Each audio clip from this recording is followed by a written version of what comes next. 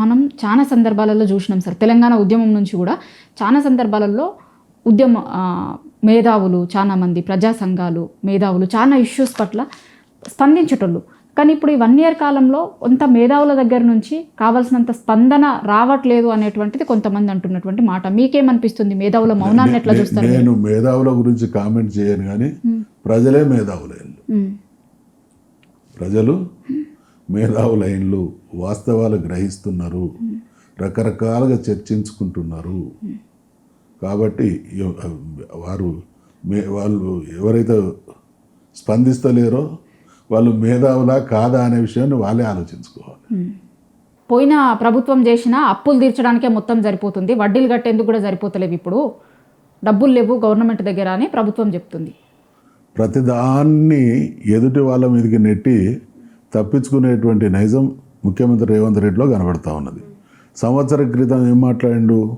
అద్భుతమైనటువంటి పాలన అందిస్తాం, మెరుగైనటువంటి ఫలితాలు మీకు అందుతాయని చెప్పిండు.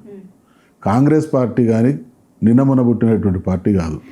ఈ దేశాన్ని అనేక సంవత్సరాలు పాలించిన పార్టీ.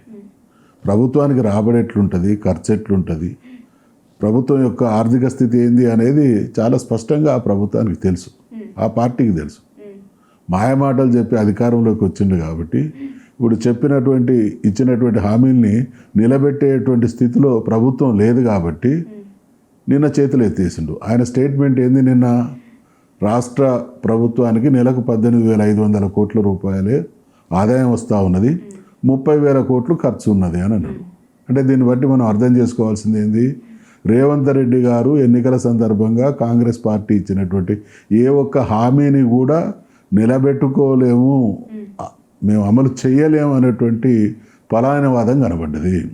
ఎందుకంటే ఇవాళ ఇస్తున్నటువంటి స్కీములు కూడా నిలిచిపోయేటువంటి ప్రమాదం ఉన్నది. ఆయన మాటలు అదే మానసికంగా ప్రజల్ని తయారు చేస్తూ ఉన్నాడు. నేను ఇప్పటి వరకు హామీ ఇచ్చినవి అమలు చేయలేదు, అమలు చేస్తున్నవి కూడా కొనసాగించలేనటువంటి దుర్మార్గపు ఆంతర్యం నిన్నటి మాటలలో ఉన్నది. అంటే ప్రభుత్వం పూర్తిగా చేతులెత్తేసింది.